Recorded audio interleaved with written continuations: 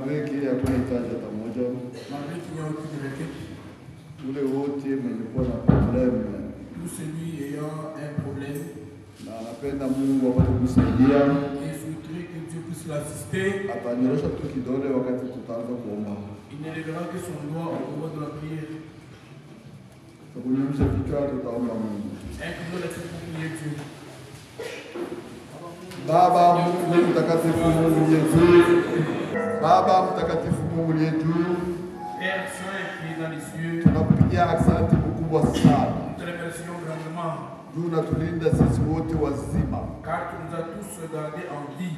Hata tukikala kimya haina kusema kwamba tuna manke maprobleme. Même si nous nous taisons, ce n'est pas dire que nous manquons des problèmes. Mandake tuko mwii dunia, Au moment que nous sommes dans ce monde, mugomvi wa shetani abwache.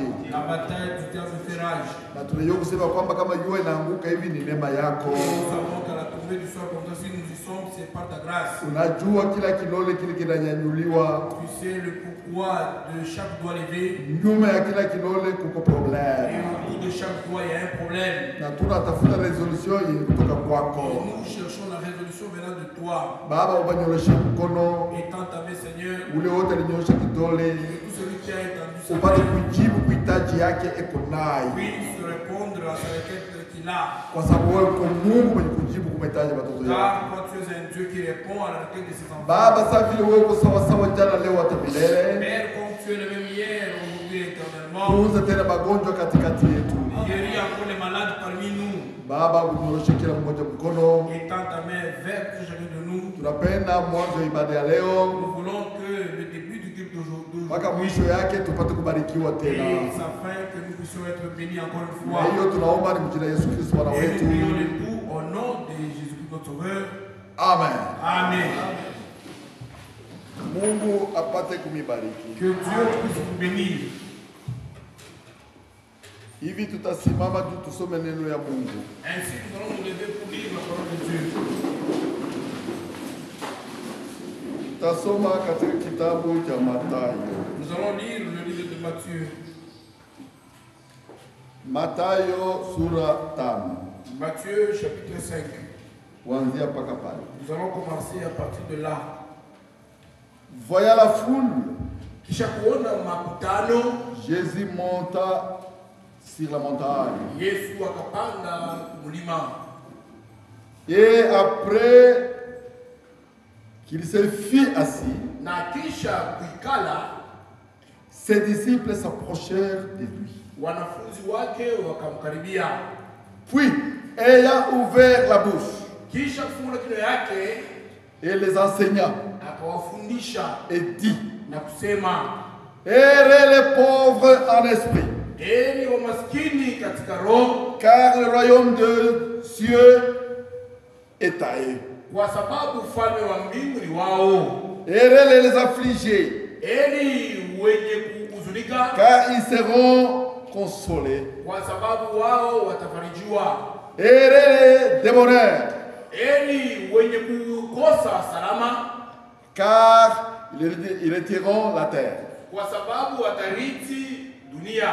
Heureux ceux qui ont faim et soif de la justice, Heri kwa wale wote wana kiu na njaa ya haki, car ils seront rassasiés. kwa sababu watazibishwa. Heureux les miséricordieux, Heri wenye rehema, car ils obtiendront des miséricordes. kwa sababu watapokea rehema. Heureux ceux qui ont le cœur pur, Heri wanayo moyo safi, car ils verront Dieu. kwa sababu watamuona Mungu. Tunarudia tena kuiandiko. Nous allons revenir sur l'écriture. Mstari ya munane. Au chapitre 8, Mstari ya munane. à Sura Munane. Verset 8. Au verset 8.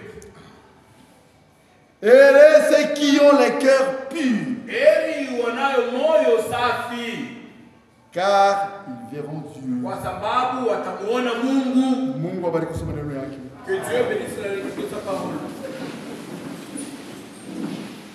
Huyu ni Bwana wetu Yesu Kristo.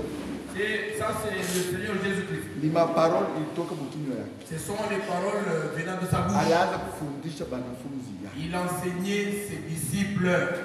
Hii maparole moya tunaiprononcé ku kanisa ya Nzilo. Ce sont les mêmes paroles que nous prononçons à l'église de Zilo. Heri benye kuwa na moyo safi. Heureux ceux-là qui ont le cœur pur.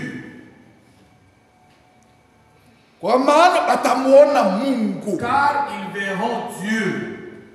Ni paka tu benye kuwa na moyo safi.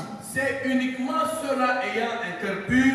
Ndio bale batamuona Mungu. Sont ceux-là qui verront Dieu. Bale benye kuwa na moyo safi. Ceux-là possédant un cœur pur. Batapata baptême du Saint-Esprit. Ils recevront le Bale benye kuwa na moyo safi. Ceux-là qui ont le Saint-Esprit, le cœur pur. Benye kuwa na heri. Ils sont heureux. Mungu apate kubariki. Que Dieu nous bénisse. Tunachia kwaya. Nous laissons la place à la chorale Atongoze katika nyimbo. qui nous conduise en chant. Kisha mtumishi wa Mungu atapita kuimba. Et après, les serviteurs de Dieu monteront à la chair.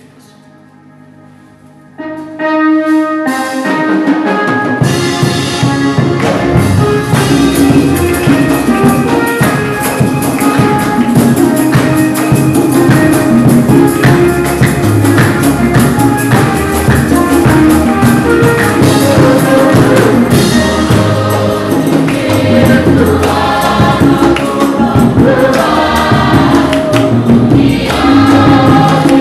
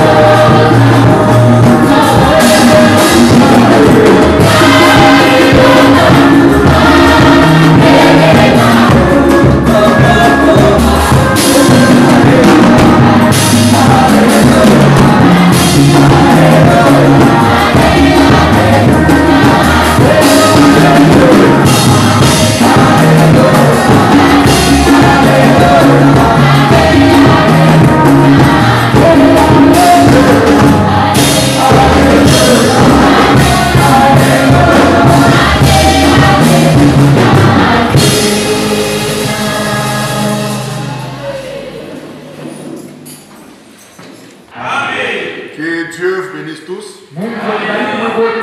Merci d'être venus. Nous remercions encore le Seigneur notre Dieu de ce qu'il a rendu possible la rencontre de ce soir. C'est une première expérience. J'ai vu la journée était longue. C'était trop long. Mais je m'habitue. J'ai beaucoup de salutations et je n'ai pas voulu vous les transmettre hier. Les tabernacles de Dimungu, les tabernacles de Mangamanga, mon berger, le frère Mouland, le frère Alphonse Kabessa qui est ministre à Mangamanga, le frère Alain Pezo qui est ministre à Kinshasa, le frère Ngous Dieudonné, il a salué en particulier le berger et le frère Kaloué, le frère Alexis Bouanga, qui est ministre à Mampala, le frère Pascal Salou, qui est ministre et diacre chez nous à Kanyaka, le frère Sami, qui est conducteur des chants chez nous à Kanyaka, la sœur Anto, qui est de Dilungu, la fille des frères Kaka, le frère Eric Mbengue, qui est aussi ancien à Kanyaka. Tous ces gens m'ont chargé de vous saluer au nom du Seigneur. Moi aussi, je vous salue au nom du Seigneur. Nous allons nous lever pour gagner en temps. Jean chapitre 13. Jean chapitre 13, versets 34 et 35.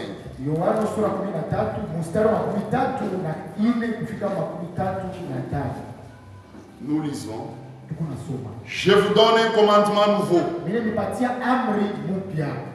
Aimez-vous les uns les autres. Comme je vous ai aimé. Vous aussi. Aimez-vous les uns les autres. À ceci, tous connaîtront que vous êtes mes disciples. Si vous avez de l'amour les uns pour les autres. Nous fermons les yeux. Maneno ya Mungu ni kwetu.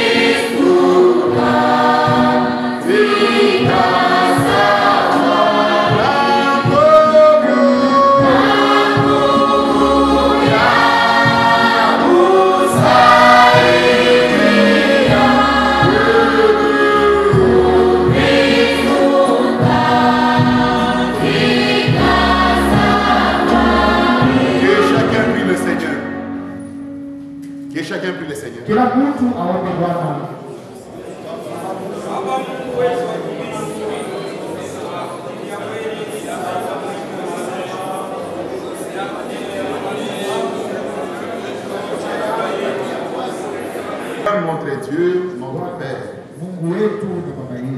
l'heure est venue. Au nom de Jésus-Christ, descends et parlez à ton peuple. Nous sommes tous coupables d'une manière ou d'une autre. Et nous te demandons de pardonner chacun de nous. Parce que nous croyons que Jésus-Christ avait versé son sang pour nous sauver. Viens maintenant nous parler, car la perfection sera possible que par la parole. Du début de cette prédication jusqu'à la fin. fin, nous voudrions voir Jésus. Qu'il en soit ainsi, au nom du Seigneur et Sauveur Jésus-Christ. Amen. Vous pouvez s'asseoir. Que Dieu vous bénisse. Je crois que vous êtes disposés d'écouter la parole de Dieu. Oui, il faut être disposé. La vie est uniquement dans la parole de Dieu. Tout homme doit être reconnu pour menteur. Seul Dieu doit être pris pour vrai. Et aujourd'hui, nous parlons sur autre chose. Un commandement nouveau. C'est ça notre petit sujet. C'est sorti de la bouche du Seigneur. Ce n'est pas un prophète qui parle ici. Ce commandement nouveau n'est pas une fabrication locale. Ce n'est pas moi qui ai intitulé ça. C'est ainsi dit le Seigneur de la bouche du Seigneur. Je vous donne un commandement nouveau. C'est l'absolu. Un commandement nouveau. Et ce commandement nouveau, le Seigneur l'appelle nouveau. Nouveau, c'est par rapport à ce qui est ancien. Quand le Seigneur, il a institué ce commandement ici, il n'y avait aucun pharisien là-bas. Lisez la Bible. Il n'y avait aucun sadducéen. Et le Seigneur a attendu aussi que Judas puisse aussi sortir. Quand le Seigneur institue là, Judas n'est plus là. Il n'y avait que les élus.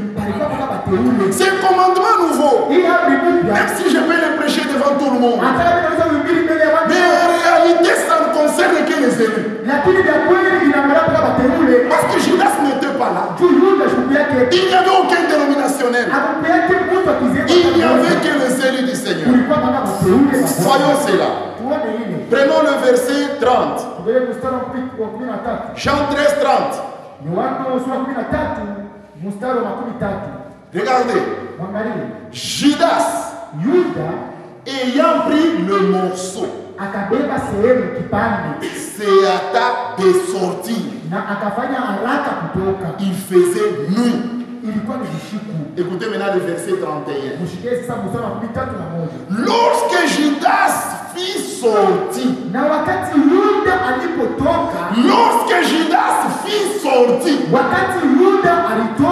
Jésus dit, verset 34, je vous donne un commandement nouveau. Le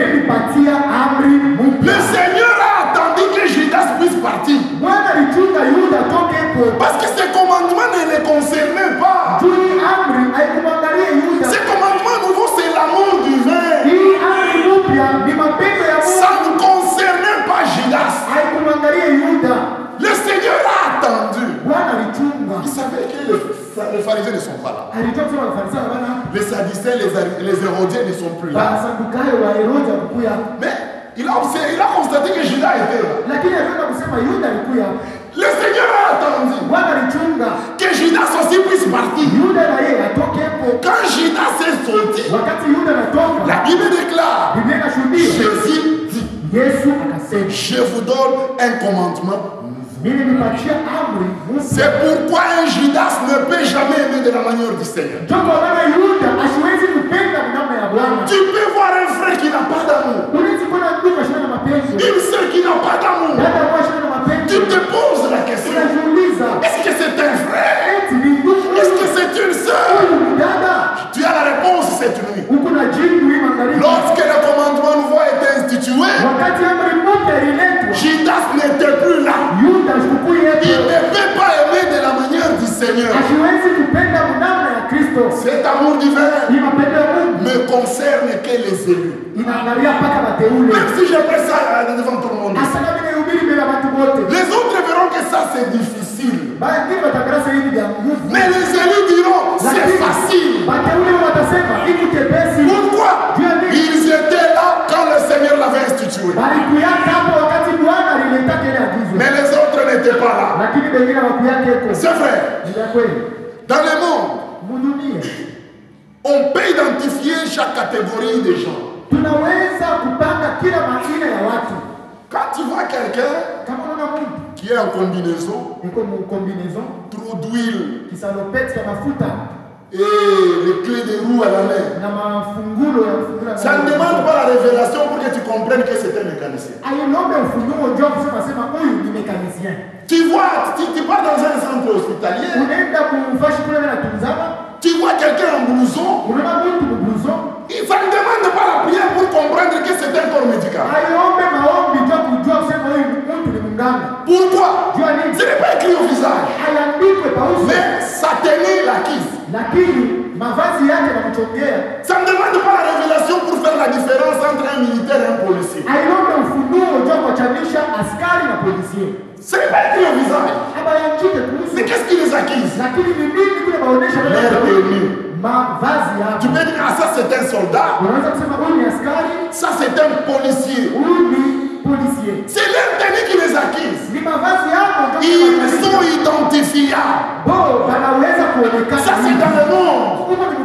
Le Seigneur aussi, quand il devrait quitter le monde et laisser ses enfants dans le monde, il voulait aussi qu'on puisse identifier aussi ses enfants.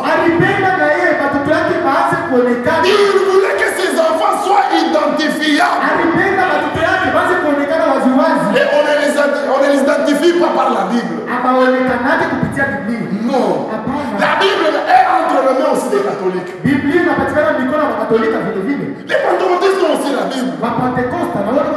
Les branhamistes aussi se promènent avec la Bible. Ça ne prouve pas qu'ils sont des chrétiens. Ils ont aussi des brochures. Ce n'est pas le fait de porter une longue jupe être naturel. Peut-y avoir une sœur naturelle, mais débauchée. Mais le Seigneur, il voulait que le monde puisse identifier ses enfants. Et c'est ce qu'il a dit là au verset 34 et 35. Je vous donne un commandement nouveau. Aimez-vous les uns les autres, comme je vous ai aimé. Vous aussi, aimez-vous les uns les autres. Quand vous allez vous aimer les uns les autres, quand vous allez vous aimer les uns les autres, à ceci, tous. Alléluia. Tous. On a dit tous. Tous. On n'a pas dit le frère du tabernacle. Les pentecôtistes. Mais tous. Les frères du tabernacle. Les pentecôtistes. Les catholiques. Les païens. Tous connaîtront que vous êtes mes disciples. Tout le monde connaîtra que Abba Christo.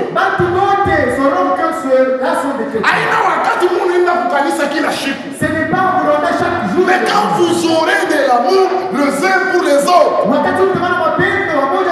c'est à ce moment-là que tout le monde, il faut que tes collègues de service reconnaissent que tu es un chrétien. Oh frère, bon, mais même s'ils sont payés, il faut qu'ils reconnaissent qu'au travail, toi tu es un chrétien. Il faut que tes voisins reconnaissent que celle-ci c'est une chrétienne. À ceci tous connaîtront que vous êtes mes disciples. C'est la parole de Dieu. Le Seigneur voulait qu'on puisse identifier ses disciples. Mais nous on se pose la question. Comment le Seigneur appelle-t-il l'amour un commandement nouveau? Parce que nouveau, c'est par rapport à ce qui est ancien. C'est par rapport à ce qui est ancien. Donc ça n'a jamais existé. Il dit, je vous donne un commandement nouveau. Donc avant nous, les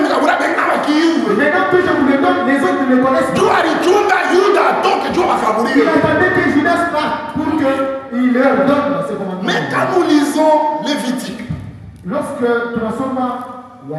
quand nous lisons Lévitique, chapitre 19, verset 18, écoutez la parole de Dieu. Tu ne te vengeras point. Tu ne garderas point de rancune contre les enfants de ton peuple. Écoutez, tu aimeras ton prochain comme toi-même. On se pose la question. Comment le Seigneur appelle-t-il l'amour comme étant un commandement nouveau? Mais c'était déjà dit dans l'Ancien Testament. Maintenant c'est nouveau en quoi? Pourquoi il a attendu que Judas puisse sortir pour instituer ça? Parce que ça c'est la loi de Moïse. Les pharisiens les lisaient. Ils les connaissaient. Même Judas connaissait ça. Mais comment le Seigneur dans Jean 13, il dit je vous donne un commandement nouveau. Donc à qui appuyer mais c'est dans Lévitique. Mais nous nous posons la question. Le Seigneur s'était-il contredit? Le Seigneur avait-il oublié que l'amour a toujours existé? Écoutez, le Seigneur ne peut pas se contredire. Jésus-Christ ne peut pas oublier. Si un seul prédicateur qui ne se contredit pas, c'est notre Seigneur Jésus-Christ. Ranamaya se contredit et corrigé. J'ai beaucoup de citations où Branham dit quelque chose ici, de l'autre côté il contredit ça. Mais le seul qui ne s'est jamais contredit, c'est le Seigneur Jésus-Christ. Et c'est là que nous vous envoyons. Tournez vos regards vers Jésus. Ne tournez pas vos regards vers l'homme Branham. Mais tournez vos regards vers Jésus. Et Jésus-Christ est la parole.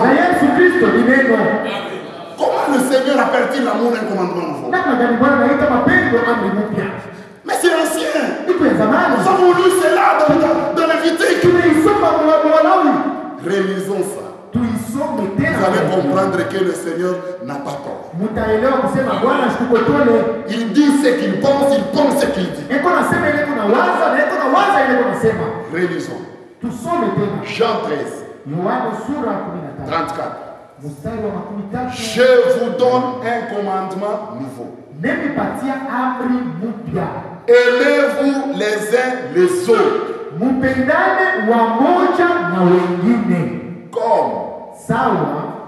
Comme je vous ai aimé.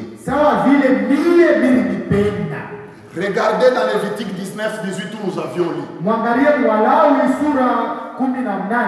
Il était dit, tu aimeras ton prochain comme toi-même. Il fallait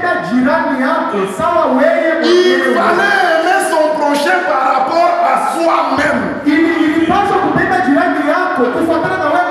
le Seigneur lui dit, aimez-vous les uns les autres, pas comme vous aimez vous-même, mais comme je vous ai aimé. Là, c'est un commandement nouveau.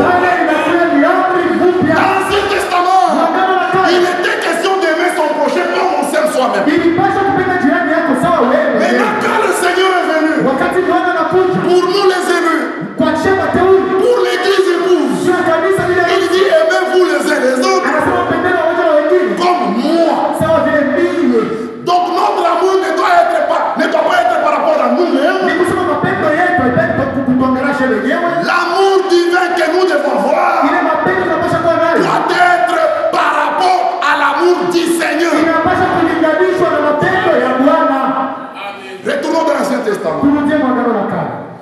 aimeras ton prochain comme toi-même. Utapenda jirani yako sawa wewe mwenyewe. Ça veut dire si tu as mangé, Ni kusema kama kuna chakula, tu dois aimer que l'autre aussi puisse manger. utataka ule mwingine na yako. Donc s'il te demande, tu lui donnes. Kama nakulomba unampatia. Parce que tu dois l'aimer comme tu t'aimes toi-même. Tu unapaswa kupenda vile unajipenda. Tu aimes manger, donc l'autre aussi aime manger. Unapenda kula, ni kusema ule mwingine na yeye anapenda. Tu aimes l'argent, donc l'autre aussi aime l'argent. Unapenda fedha, ule mwingine anapenda fedha. Tu aimes t'habiller, donc l'autre aime aussi s'habiller. Unapenda kuvala, ule mwingine na yeye anapenda kuvala. Tu dois t'aimer, tu dois aimer l'autre comme tu t'aimes toi-même. Unapaswa kupenda mwingine sawa vile unajipenda wewe mwenyewe. Écoutez, Mshikii. j'aime manger, Mimi nataka kula. j'aime. Mimi napendaka. Donc je dois comprendre que toi aussi tu aimes manger. Mimi napaswa kuelewa kusema wewe na wewe unapendaka kula. Donc si j'ai à manger, je dois aussi te donner. Kama niko na chakula, napaswa kupatia vile vile. J'aime l'argent. Napendaka fedha. Je dois comprendre que toi aussi tu aimes l'argent. Napaswa kuelewa kusema na wewe unapendaka. Donc si tu es dans les besoins, je dois aussi te donner. Ni kusema kama uko mhitaji, napaswa kupatia. Je n'aime pas la prison. Sipendake kufungwa kifungo. Je n'aime pas la prison. Sipendake kifungo. Donc, Ni kusema si toi tu fais des dégâts, kama unafanya kosa, je n'entrerai pas à ta place en prison. ni kusema mimi sitaingia nafasi yako. Parce que je dois t'aimer comme je m'aime moi-même. Tunapaswa kupenda sababu ni Je n'aime pas la prison. sipendake gereza. Tu fais des dégâts. Unafanya kosa. On t'arrête. Anakufunga. Je n'entrerai pas à ta place en prison. Mimi sitaingia mkifungo nafasi yako. Parce que je n'aime pas la prison. Mimi sipendake kifungo. Je vais te dire mon frère, il n'y a pas de problème, je vais commencer à t'amener à manger en prison. Hakuna mambo unaweza kuleta chakula mgereza. Et surtout si tu as commis un dégât. Zaidi sana kama ulifanya kosa. Tu es sorti avec la femme d'autrui, tu as violé les filles d'autrui. Unabaka vitu wa wenyewe unatoka na bibi. Et on t'arrête. Anakufunga. Qui peut accepter prendre cette mauvaise réputation sur lui entrer en prison à ta place? Nani anaweza kubeba ile hali mbaya nafasi au kuingia mgereza? Je n'aime pas. Mimi sipendake. Mais il n'en est pas ainsi avec l'amour du Seigneur. Lakini haina vile na mapendo ya Bwana.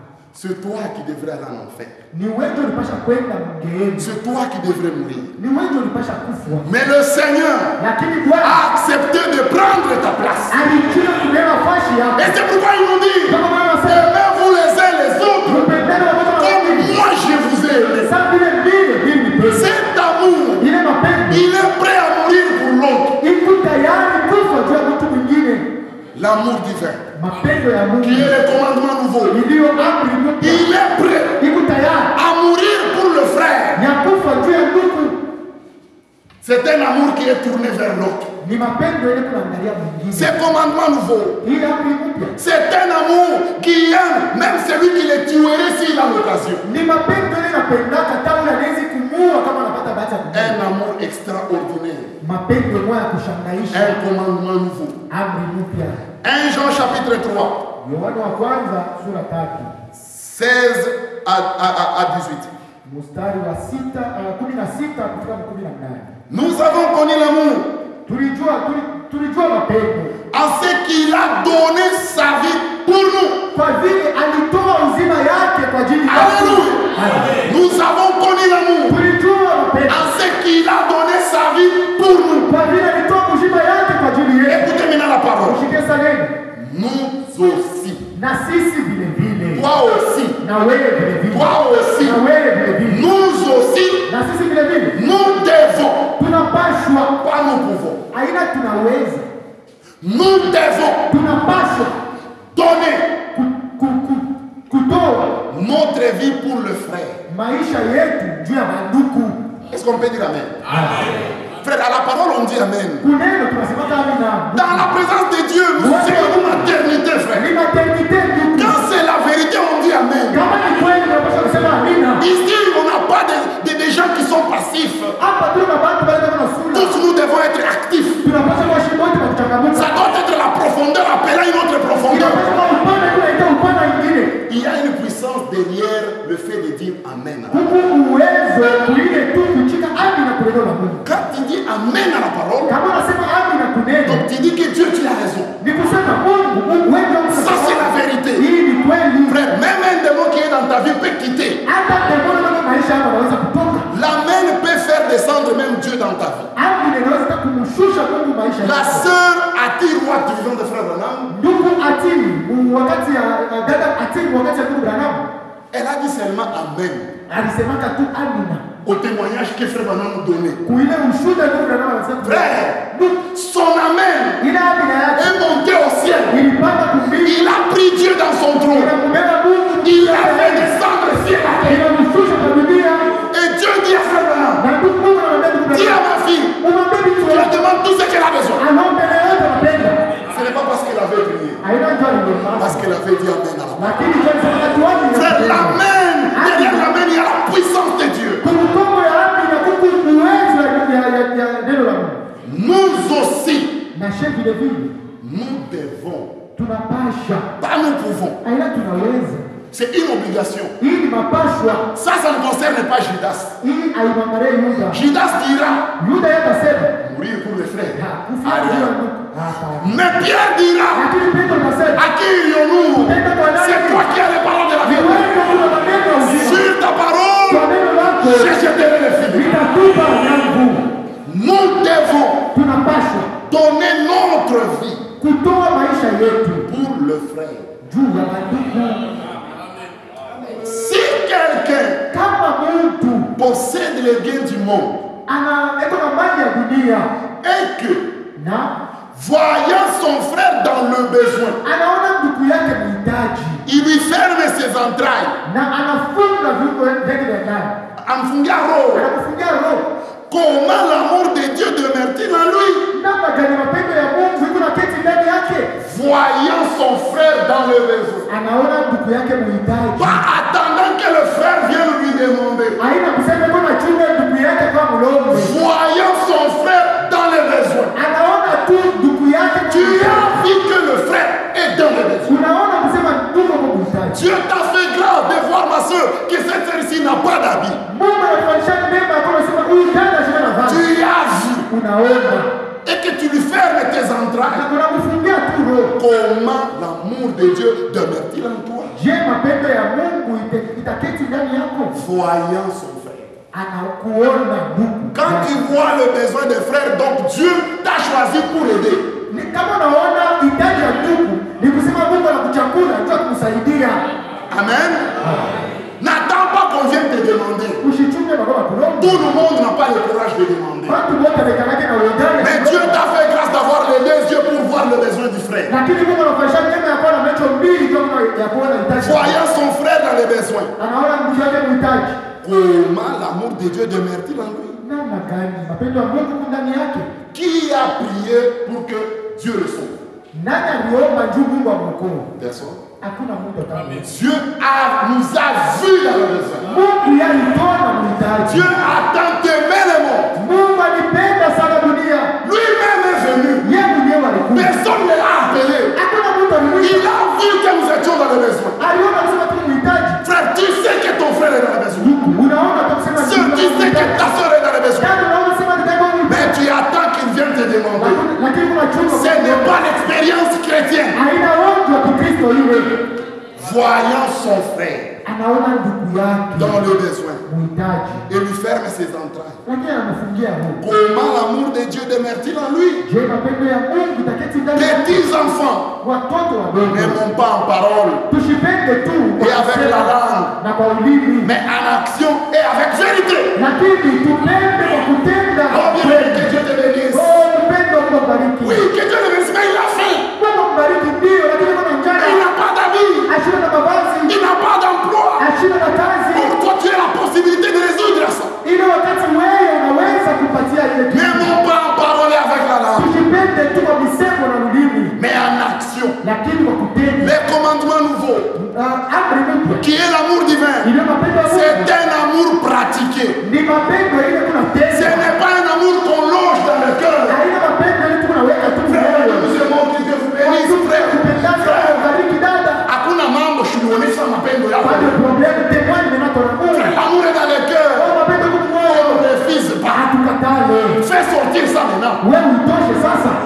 Dans le cœur, amen. Ngumoyo ndio. Mais fais sortir ça. Uitoshe sasa.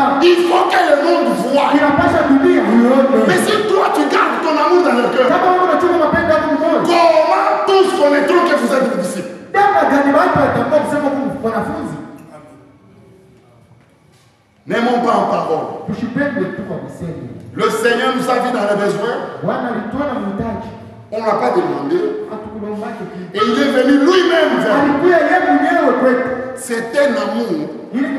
C'est un commandement nouveau qui est prêt à mourir même pour le frère. Si c'est un amour qui est prêt à mourir pour le frère,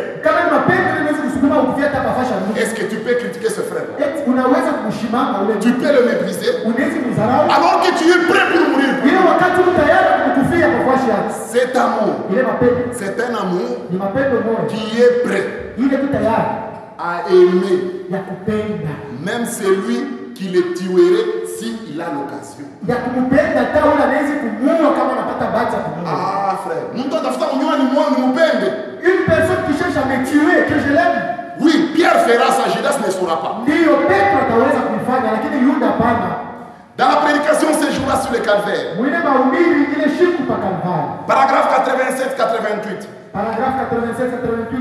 Eh bien, frère Branham, je peux vivre pour ces frères-ci. Parce que c'est un homme vraiment sympathique. Il dit, je peux vivre pour lui. Je peux vivre parce que c'est un homme sympathique.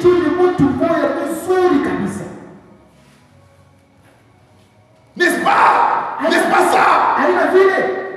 Paragraphe 88. Regardez maintenant la réponse de l'homme de Dieu. Vivez pour l'homme qui vous hait. Dites amen à la parole, frère. Oui, je sais que c'est difficile, mais c'est pour nous les aides. Vivez pour l'homme qui vous hait. Vivez pour la personne qui vous tuerait si elle le pouvait. Tu sais que cette personne, si elle a l'occasion, peut le tuer.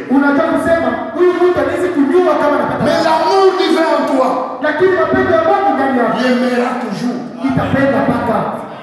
Vivez pour la personne qui vous tuerait si elle le pouvait. C'est ce qu'ils lui ont fait. Ils l'ont tué et il est mort pour pouvoir le sauver. C'est ça la vie éternelle. On l'a tué. Les gens qui le tuaient, ils souriaient, ils étaient contents. Mais lui là, il dit Père, pardonne-le. Ils ne savent pas ce qu'ils font. C'est nous qui avons tué le Seigneur. Mais je vous dis, le Seigneur a vécu pour nous. C'est un amour hors du commun. Un amour surnaturel. Maintenant, toi, l'amour naturel, tu ne parviens pas à le vivre. Tu n'aimes pas ta femme. Tu la tabasses. Ma soeur, tu insultes ton mari, tu ne l'aimes pas. Ça, c'est l'amour naturel. Déjà, l'amour naturel, tu échoues. Tu sauras seulement l'amour surnaturel.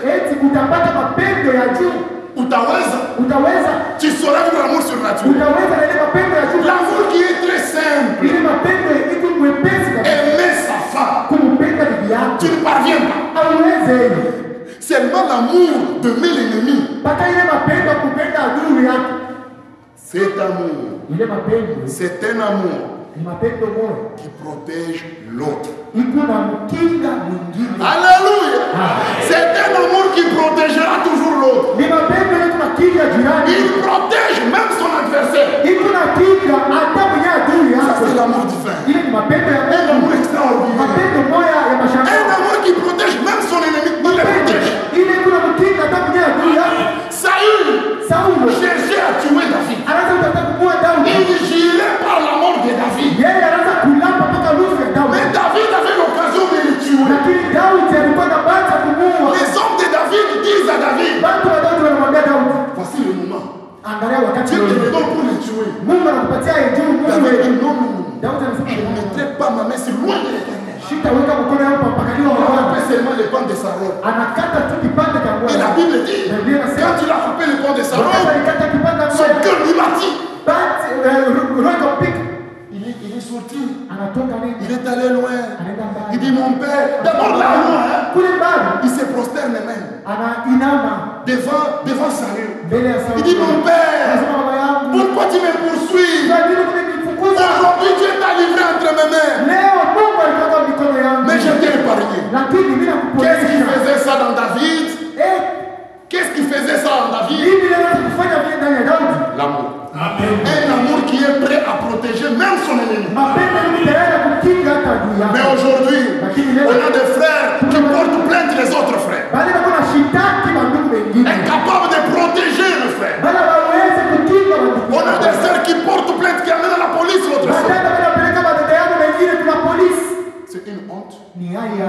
On a des mariés ici qui acquisent leurs femmes chez eux, chez leurs parents.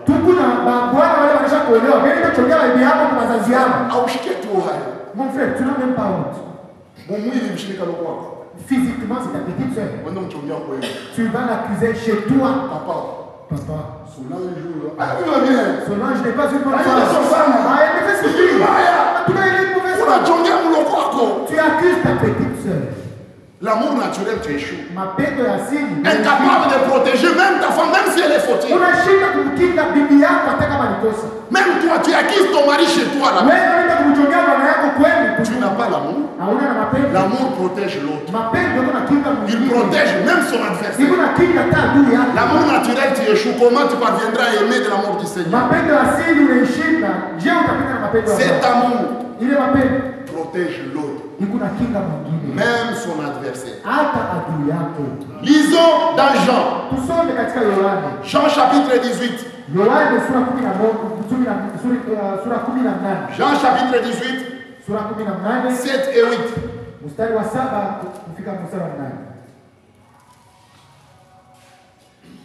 Il leur demanda de nouveau. C'est lorsqu'on est venu arrêter le Seigneur. Il leur demanda de nouveau. Qui cherchez-vous? Et il dit Jésus de Nazareth. Jésus répondit, je vous ai dit que c'est moi. Si donc c'est moi que vous cherchez, laissez aller ceci. Un amour qui protège l'autre. On voulait arrêter et Jésus et les disciples. L'amour divin dans le Seigneur a dit à ces gens-là, si c'est moi que vous cherchez, arrêtez-moi. Mais les autres ici, et c'est les partis. C'est un amour qui protège l'autre. Cet amour manque aujourd'hui dans nos églises. Les églises se combattent, se divisent, ainsi de suite. Manque d'amour divin. Ce commandement nouveau, qui est l'amour divin, il protégera toujours l'autre. Si c'était toi, mais ce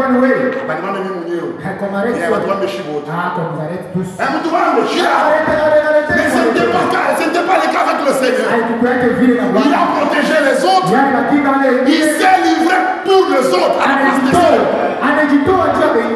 Où est cet amour dans nos cœurs aujourd'hui? Même moi aussi, je demande à Dieu de me donner cet amour. C'est cet amour-là qui entrera là-haut. Dans la prédication adoption, Frère Branham dit, ainsi dit le Seigneur, seul l'amour parfait entrera là-bas. Tu peux connaître tous les 7 âges de l'église par cœur. Tu peux connaître les noms de tous les messagers.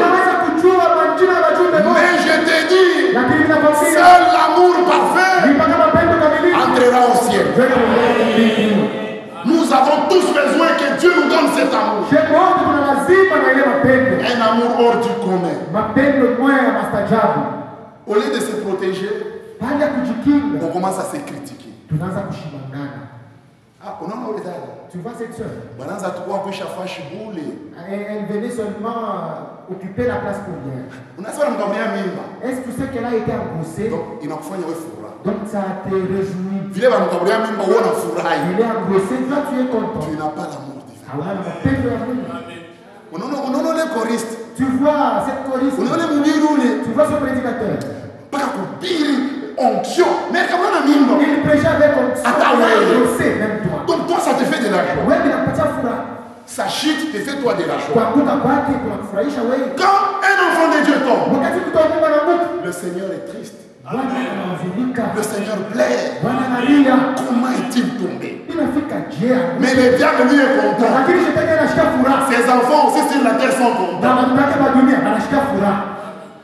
Quand tu te réjouis de la chute d'un enfant de Dieu, wakati unafurahi kuanguka kwa mtoto wa Mungu, tu montres clairement dans quel camp tu te retrouves. Unaonyesha waziwazi ni mkambi kani huko.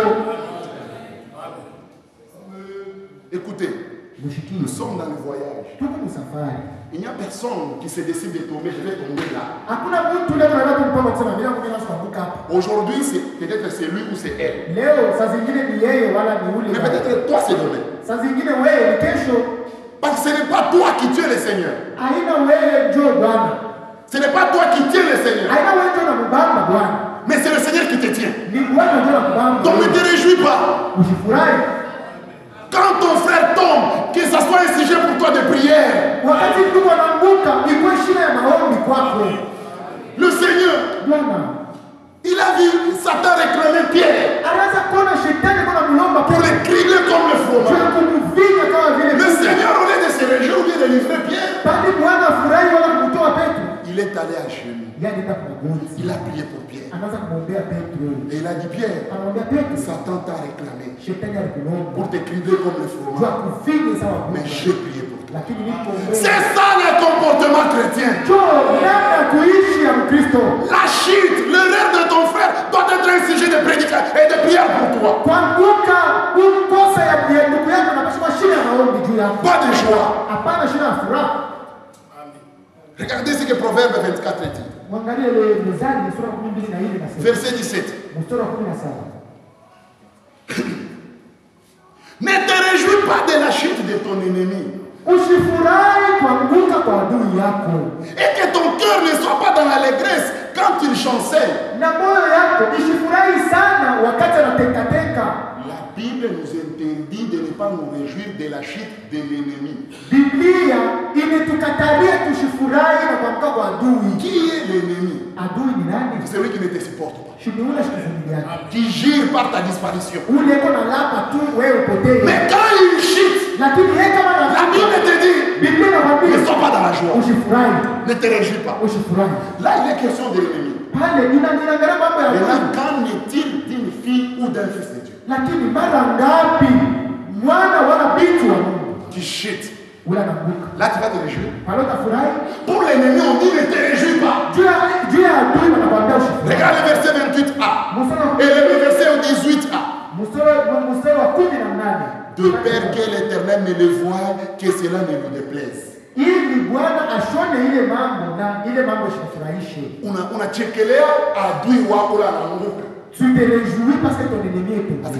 Mungu akamwona ila stafurahi. Si Dieu voit cela, il ne sera pas atafurahi mpaka ile saa mtoto yake anaanguka wewe unamchekelea. Sera-t-il content seulement lorsque son fils va tomber que tu vas te réjouir?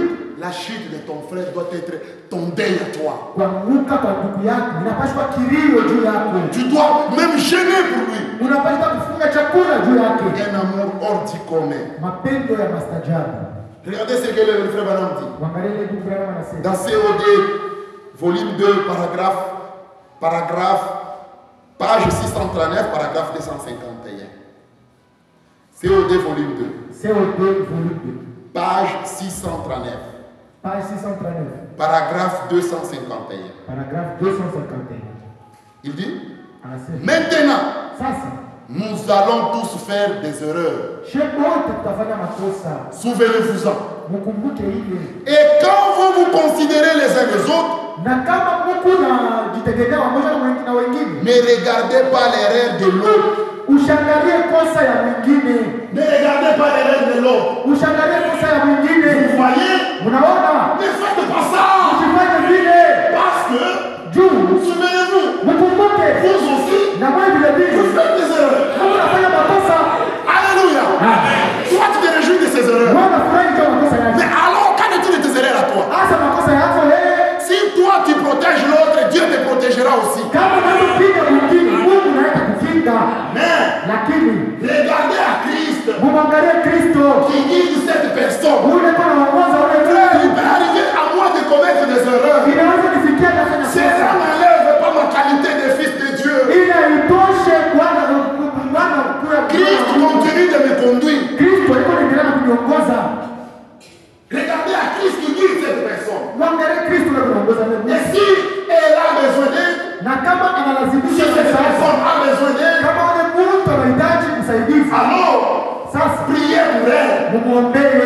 C'est comme ça que nous marchons dans l'harmonie. Vous voyez? En priant. Et souvenez-vous, quand vous priez pour quelqu'un d'autre qui a des ennuis, Dieu vous honorera. Quand tu pries pour quelqu'un qui a des ennuis, quand tu pries pour ton frère, ta soeur qui a chuté, Dieu vous honorera et vous guérira. Ne fais seulement de prier pour quelqu'un qui est dans le besoin. Dieu t'honore, il te guérit. Quand vous priez pour quelqu'un d'autre, c'est vrai, c'est la base du christianisme. Toi, tu es quel genre de chrétien qui se moque de la chute de l'autre? Qui se moque, qui répand les erreurs de l'autre? C'est la base du christianisme.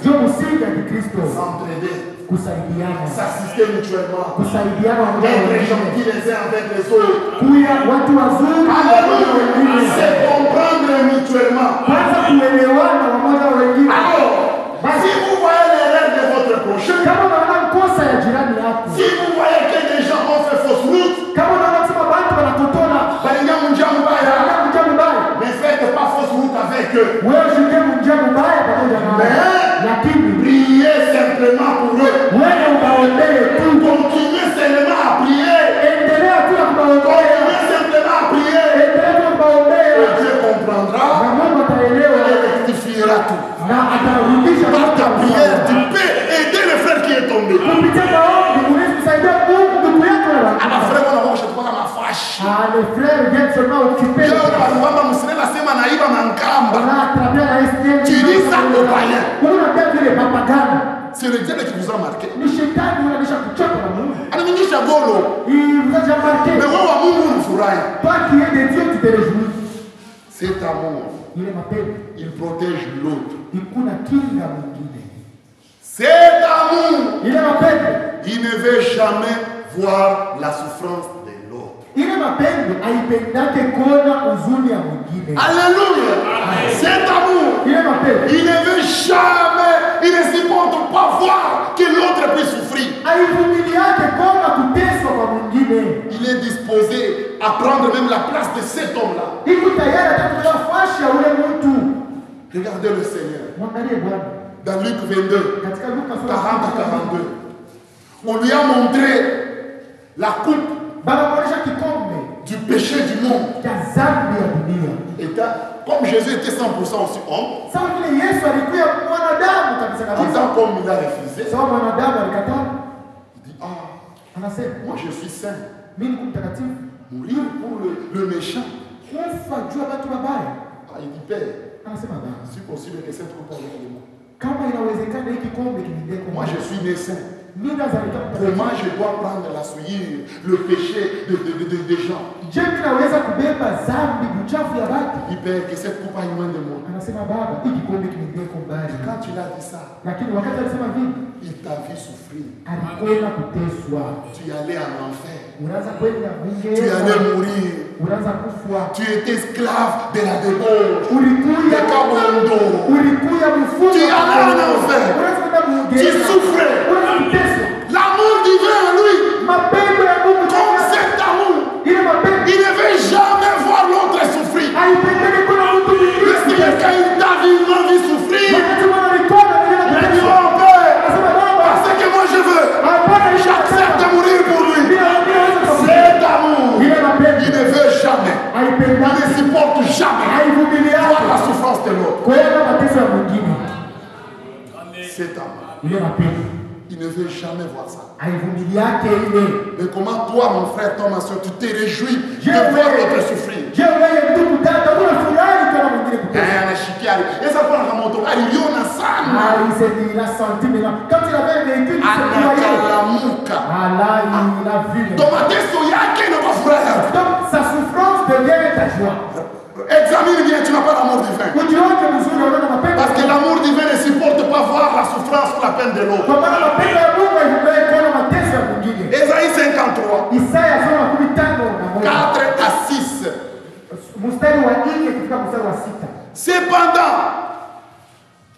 Cependant, ce sont nos souffrances qu'il a portées. Alléluia. Cet amour, il ne supporte pas voir l'autre souffrir. Il se sacrifie pour le bien de l'autre. Cependant, ce sont non.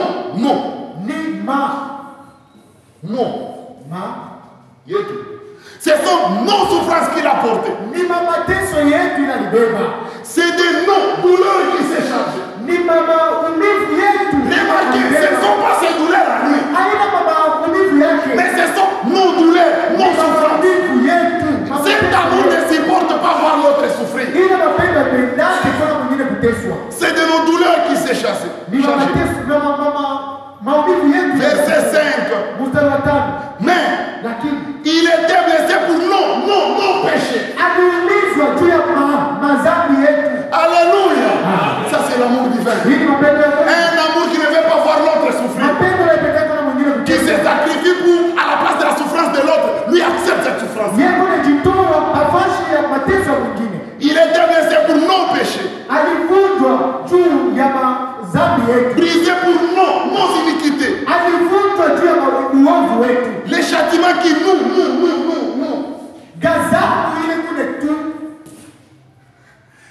Il ne veut pas voir l'autre souffrir. Le châtiment qui nous donne la paix est tombé sur lui. Lui pleure, nous nous réjouissons. Lui il gémit, nous avons la paix. Brisé pour nos iniquités.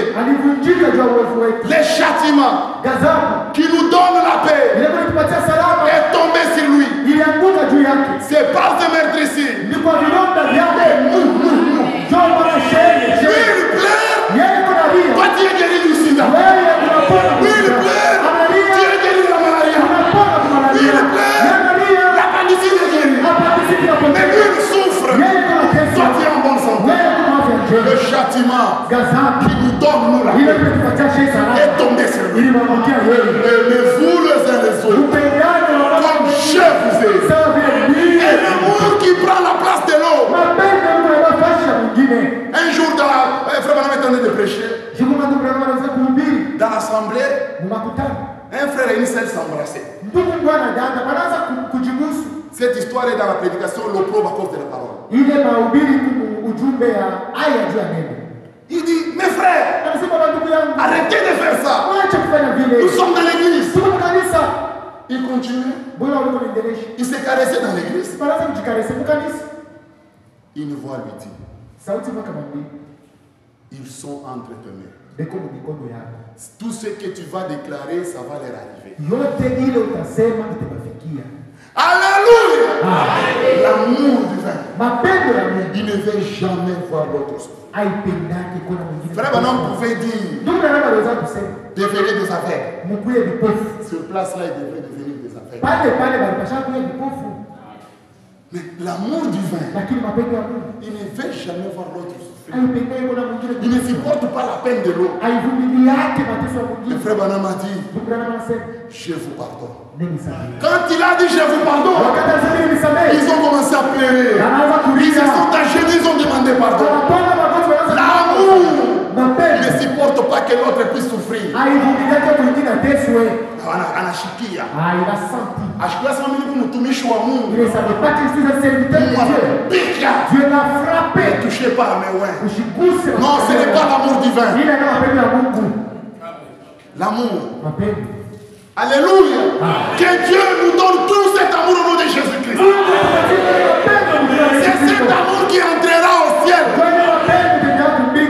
Et cet amour est dans un cœur pur.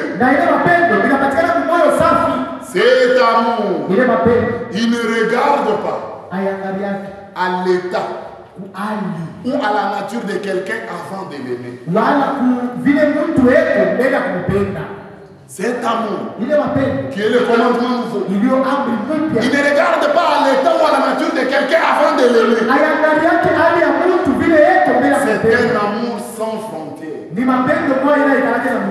amour qui n'a pas des yeux. Mapendo mwele ikaleke na mechi. L'amour divin n'a pas des yeux. Mapendo ya Mungu haina na mechi. Il n'a pas de limite. Haina na mipaka. Cet amour connaît une seule chose. Ile mapendo anajua kitu kimoja tu.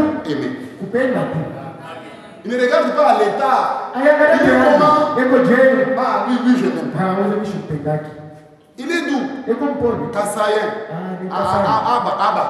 Cela non. Non, ce n'est pas par amour divin que tu fais ça. Hapana, haina kupitia mapendo ya Mungu unafanya. Oui, on tafuta kazi. Ni wapi? Tu cherches un emploi. Il est tout. Nikarunda. Il est rude. Abalarunda pas. Tu n'as pas l'amour. Hauna na mapendo. Cet amour Ile mapendo. ne regarde pas à l'état ou à la nature de quelqu'un avant de l'aimer. Regardez, dans le monde, il y a des gens qui insultent Dieu. Et vous savez ça? Il y a des féticheurs. Il y a des gens qui blasphèment tous les jours la parole de Dieu. Mais qu'est-ce que dit la Bible? Jean 3,16. Dieu a tant aimé le monde. Dans le monde, il y a des gens qui insultent Dieu. Il y a des féticheurs. Dieu a tant aimé le monde. L'amour de Dieu n'a pas des yeux. Il ne connaît pas de tribus. Oh, c'est un Kassayen. L'amour divin ne connaît pas ça. L'amour divin connaît une seule chose. Aimer. Un amour qui n'a pas des yeux. Qui n'a pas de limites. Un amour sans frontières. Romains chapitre 5. Dans 5 minutes on finit. Romains chapitre 5. Il est écrit. Verset 8. Mais Dieu prouve son amour. Prouver, c'est ça. Mais Dieu prouve son amour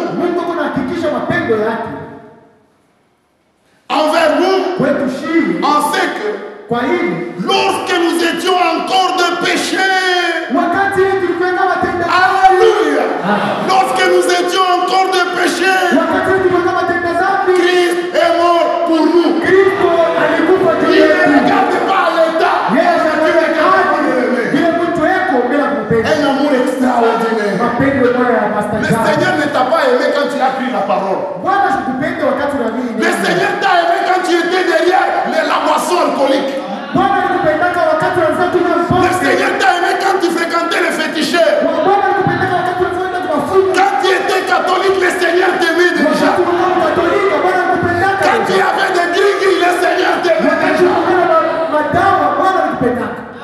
Aimez-vous les uns les autres comme je vous ai aimé. Toi, tu aimes seulement les frères d'ici. Non. Cet amour ne regarde pas l'état ou la nature de quelqu'un de l'aimer. Nous n'avons pas reçu l'ordre de nous aimer seulement entre nous. Si l'amour divin est en toi, tu aimeras tout le monde. Tu aimeras les catholiques. Tu aimeras les pentecôtistes. Tu aimeras même les branhamites. Même les féticheurs. Tu les aimeras. Le Seigneur ne sélectionne pas pour aimer. Si le Seigneur sélectionne, toi tu pouvais être sauvé. Ne regarde pas à l'état ou à la nature de quelqu'un avant de l'aimer. Il aime. Lorsqu'on est venu arrêter le Seigneur, Pierre et Judas avait déjà dit à ces gens-là, c'est lui que je vais baiser là. C'est lui, arrêtez-le. Or, un baiser, c'est un signe d'amour. Quelle hypocrisie. Le cœur de l'homme. Lui, il parle. Il parle. Anenda. Il embrasse le Seigneur. Quand il embrasse le Seigneur, lisez la Bible. Le Seigneur lui dit, mon ami, ce que tu es venu faire, fais-le. Il appelle ami son ennemi. Cet amour ne connaît pas d'ennemi. Il ne connaît pas d'adversaire. Le Seigneur pouvait dire, toi Judas, seulement toi ici, hypocrite. Toi je t'ai mis apôtre. Tu m'as trahi. Mais à la place, le Seigneur l'appelait mon ami. Cet amour ne connaît pas d'ennemi. Il ne regarde pas à quelqu'un avant de l'aimer. Nous devons aimer tout le monde. Il faut que les pentecôtistes disent, hein, tous nous avons l'amour, mais amour, il y a cet amour exagère. il faut que les gens voient cet amour. Il faut qu'ils disent, ce qui est tabernacle croit là, moi je ne crois pas. Les enseignements là, moi je ne crois pas. Mais ils ont l'amour. Il faut que Zilo dise ça. Il faut qu'ils disent ça. L'amour du monde et l'amour naturel. Quand on est venu arrêter le Seigneur, Pierre dit, je vais prouver au Seigneur que je l'aime. Je l'ai toujours dit que je l'aime, mais il doute. Il prend les couteaux, l'épée. Il coupe l'oreille de Malchus. Je pense, je m'imagine qu'il pouvait regarder au Seigneur. Tu vois, je t'aime. Au lieu que le Seigneur l'applaudisse, lisez la Bible. Le Seigneur a grondé. Laissez. Arrêtez. L'amour naturel, l'amour du monde a causé des dégâts, a amené la blessure. Mais le Seigneur d'amour, l'amour divin, est allé ramasser les dégâts causés. Il a réparé les dégâts. L'amour divin répare les dégâts. L'amour naturel cause des dégâts. Pour sa femme, il peut te tuer. Pourquoi? Parce qu'il aime sa femme. Il ne veut pas qu'on la touche. Par l'amour de sa femme, il peut te tuer. Ça, c'est l'amour du monde. Mais l'amour divin, au lieu de causer des scandales, il répare les dégâts. Aimez-vous les uns les autres comme je vous ai aimé. Il ne faut jamais dramatiser les choses. Chérie, ce n'est pas par l'amour divin que tu dis ça. L'amour divin ne dramatise pas les choses. Mais l'amour divin, il réparera toujours les dégâts. L'amour divin protégera toujours l'autre. J'ai fini par un exemple. Pour un gars qui est arrivé à Frère Branham. Un jour, il était derrière la maison. Il n'y avait personne. Il est en train de tondre la pelouse. Il était torse nu. Tellement il était pressé, on attendait pour qu'il aille prier. Il ne savait pas au point là, il y avait un nid. Agit de frélon. Il est allé cogner dans ce nid-là. Il était torse nu. Quand il a cogné, les frères sont venus l'entourer. Le frère Branham dit, c'est dans la prédication quand l'amour s'élance, la grâce prend la relève. Le frère Branham dit, au lieu de les haïr et les combattre, je les ai aimés. Et je leur ai dit, oh petite créature, c'est moi qui suis venu vous déranger. Vous étiez là au repos. Je ne savais pas que vous étiez là. Je suis serviteur de Jésus. J'ai pris pour le malade. Maintenant, au nom de Jésus-Christ, retournez. Frère, les frélons ont crié. Aucun frélon ne l'a touché. Tous les filles ils sont retournés. Qu'est-ce qui a fait ça? Ce n'est pas parce qu'il était prophète. C'est parce qu'il les a aimés. Il dit, c'est moi qui suis venu vous déranger. Quand tu as l'amour divin en toi, tu comprendras aussi l'autre. Pourquoi l'autre se fâche? Toi seulement de raison. Non, dis pas. L'amour divin te poussera à comprendre aussi la position de l'autre. Et un jour, il allait pour prier pour un malade. Dans la forêt, il y avait un taureau enragé. Un taureau qui avait tué un homme. Frère Branham ne savait pas. Il a posté son véhicule. Comme il était garde-chasse, il a laissé aussi l'arme là-bas. Il s'est engagé dans la forêt là. Or, le taureau enragé était là. Quand le taureau l'a vu, Frère Branham aussi il a vu. Frère Branham regardait là où il y avait le véhicule. À plus de 200 mètres. Son arme est là-bas. Quand le taureau l'a vu, il a cogné d'abord ses cornes dans la poussière. Il s'est engagé pour aller tuer le prophète. Frère Branham dit, au lieu de les combattre, j'ai senti de l'amour pour lui. Je l'ai aimé. Frère, quand il a aimé, il dit, oh cher créature de Dieu. Pendant ce temps-là, le taureau courait à quelques mètres de lui. Il dit, taureau, je ne savais pas que tu étais ici. Tu étais au repos.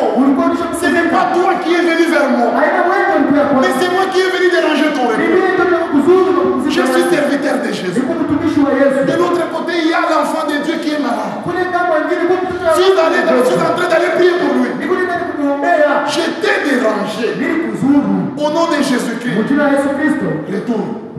Frère, le taureau était dans une grande vitesse. L'amour est sorti. Frère, l'amour c'est une plus grande arme. L'amour est sorti. Pendant que le taureau venait, l'amour l'a saisi. En pleine vitesse, il a freiné. À quelques minutes de frère Branham, il a regardé. Il s'est éloigné. Il a dormi. Le frère Branham est passé. Qu'est-ce qui a fait ça? Ce n'est pas parce que le frère Branham était prophète. Quand l'amour de Dieu s'élance, la grâce de Dieu prend la relève.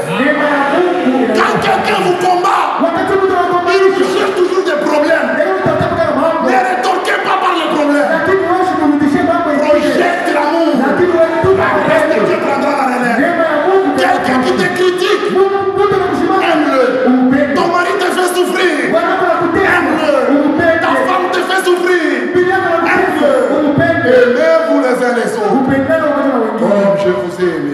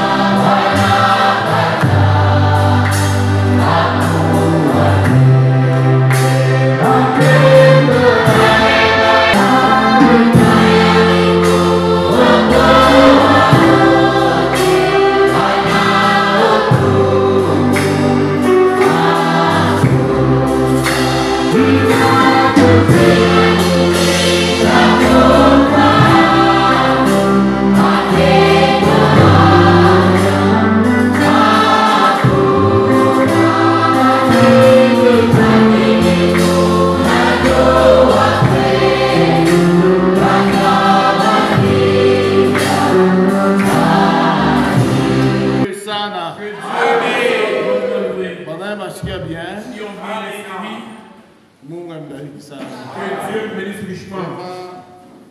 Saint-Esprit a présenté l'amour divin. Le Saint-Esprit a bien présenté l'amour divin. Alors, je voudrais que nous clôturions avec la prière. Tout aura basé question-réponse. Notre prédication sera basée sur question-réponse. 15 octobre 61. Il y a le 15 octobre 1961. Le paragraphe 251 le paragraphe 251 que nous avons lu. C'est très important. Nous allons lire et nous allons prier par la suite.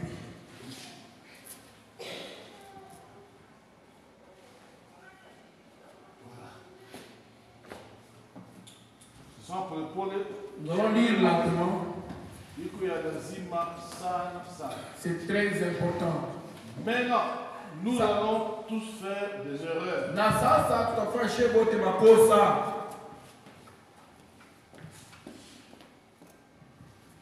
Maintenant, nous allons tous faire des erreurs. Souvenez-vous-en. Et quand vous considérez les uns les autres, ne regardez pas à l'erreur de l'autre. Oui, ne faites pas ça. Parce que, souvenez-vous aussi que vous faites des erreurs.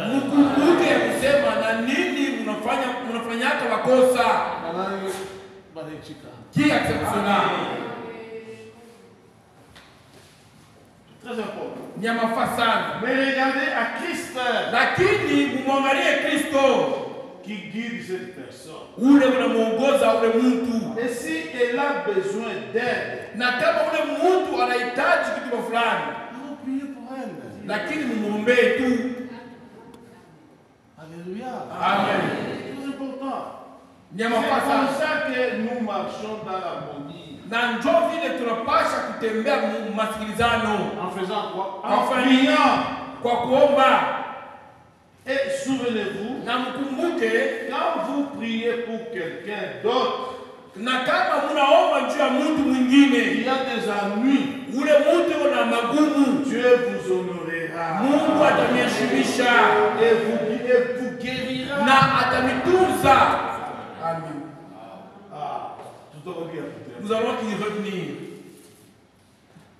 Souvenez-vous, quand vous priez pour quelqu'un d'autre, il y a des ennuis, Dieu vous honorera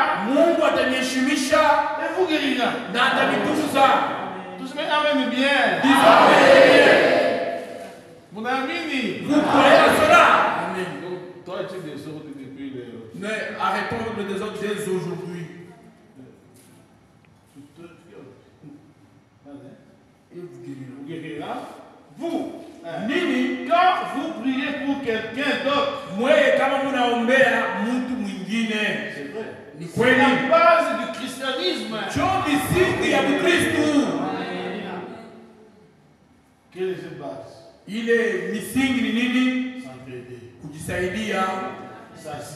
Kujisaidia, wamoja na wengine. Être gentil les uns avec les autres. Kuya wapole wamoja na wengine. C'est comprendre mutuellement. Kujishikia mzuri wamoja na wengine. Alors, si vous voyez l'erreur de votre prochain, na kama mnaona kosa ya jirani yenu, vous voyez que les gens ont fait fausse route, na kama mnaona bantu wanaenda munjia mbaya, ne faites pas fausse route aussi. Mweye mshende munjia mbaya pamoja nabo, mais priez simplement pour lakini mweye muombe tu. Continuez simplement à prier. Mweye muendelee tu kuombea. Dieu comprendra. Na Mungu yeye ataelewa. Na atatengeneza vile vyote. Que Dieu vous bénisse. Amen. Nous allons prier tous. Prions avec Dieu, nous aide tous. Tutaomba sisi. Prions ensemble. Bwana Mungu asifiwe sana. Que le Seigneur Dieu soit vraiment loué. Le frère Justin va clôturer avec la prière. Tunapasha kutoka na furaha mwenye sana. Nous devons quitter cet endroit avec une grande joie. Kwa sababu Saint-Esprit inatupresente mzuri sana. Car le Saint-Esprit nous a présenté valablement mapendo, ile commandement nouveau, l'amour qui est ce commandement nouveau, iliyokuwa mapendo ya kimungu, qui est l'amour divin. Asante sana. Merci grandement. Kwa sababu ulipendeza magharibi ya leo, Car il t'a plu ce soir utuoneshe mapendo yako, de nous montrer ton amour, mapendo yako kamilifu. ton amour parfait. Ni vya kweli vile tunasikia, C'est vrai ce que nous avons entendu. ni wewe Mungu ndio ulitupatia ile mapendo. C'est toi Dieu qui nous a donné cet Ni amour. wewe Bwana wetu Yesu Kristo, C'est toi notre Seigneur Jésus-Christ. unasema nimepatia amri mpya, Tu as dit que tu nous as donné un nouveau commandement. na amri mpya ni mapendo, Et ce commandement nouveau, c'est l'amour. tupate kupendana wamoja na Nous wengine. devons nous aimer les uns les autres. Mungu wetu, kwa sababu wewe kwanza mwenye kujaa mapendo.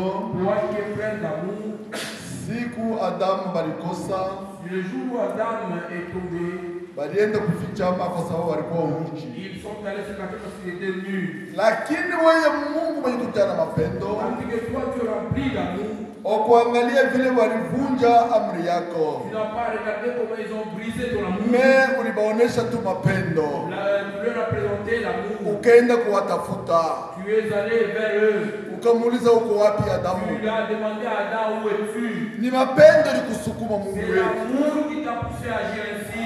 Saa vile juu ya kukosa mavazi banakimbia, Parce qu'ils ont manqué dans ton wallet, mapendo yako iliua kondolo, ton amour à toi a immolé. ukachukua ngozi ukawavika. Tu as pris la peau et tu nous as vêtus. Ili yote ulifanya ni mapendo. Tout cela a démontré l'amour. Ndio kwa maana unatufundisha magharibi ya C'est leo. ça que tu nous as enseigné ce soir. Hata ndugu zetu wanatukosea, Même si nos frères nous ont fait, wanatutendea mabaya, ils nous font du mal. hata watu wa dunia. Même les gens du monde. Kile kitu tunapaswa kuwaonesha Ce que nous devons leur présenter, ni mapendo yetu tunatoka mkusikia. c'est l'amour que nous venons d'écouter. Asante Mungu wetu, Merci notre Dieu. bariki mtumishi wako, Bénis ton serviteur. bariki kanisa yote Bénis mzima. toute ton église.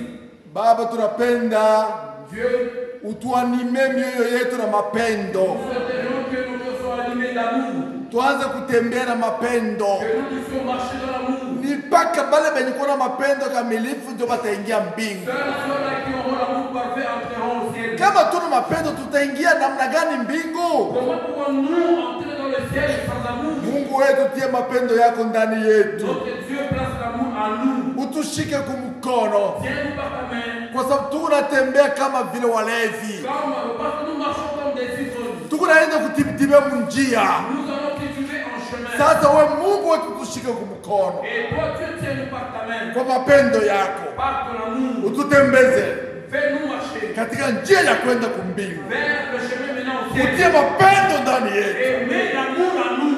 Asante Mungu wetu. Merci notre Dieu. Kanisa yako yote ninaona sema ya kwamba inabarikiwa, Ton église est faite pour être bénie. na ubariki tena mtumishi wako Et bénie uliotumia wakati ya magharibi ya leo, utiliser ce soir. umujaze tena na vitu vingine ndani, Encore d'autres choses. juu kesho yake tena tupate kujengwa, Que demain nous soyons bénis. kwa sababu utumishi wote unazunguluka Tout ministère qui s'est ni juu ya kujenga mwili wa Kristo, fait pour édifier le corps de Christ. tukume ni kuungana mu mapendo. Que nous soyons unis par l'amour. Bariki kila mmoja wetu, tunaomba yote kwa Yesu Kristo Bwana wetu, amina. Amen.